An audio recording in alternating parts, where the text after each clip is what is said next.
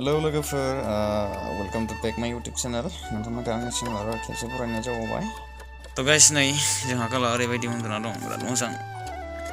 आंनि खाथियावहाय आङो औवा सायगासिनो दं तो गाइसफोर आं दिनै नोंथांमोनजों मोगा-मोगि जानो फैलायबाय दिनै तो गाइसफोर नै आं दायो औवा सायगासिनो दं मोनसे बुस्थु बानायनो नागिरदों आं दाउ फ्राम फिसानो नाननोसो मोननोसै तो बेखौनो आं मावबाय थादों नै कालुआ आंनि खाथियावनो जिरायना दं तो नै आं सैबाय थादों आरोना गाइसफोर ओमफ्राय दायो औवा दानदों नै औवा दाननानै बे औवाखौ खुन्था बानायगोन आरोना गाइसफोर दानदों नै जोंहा संगिया हाखर खुरदों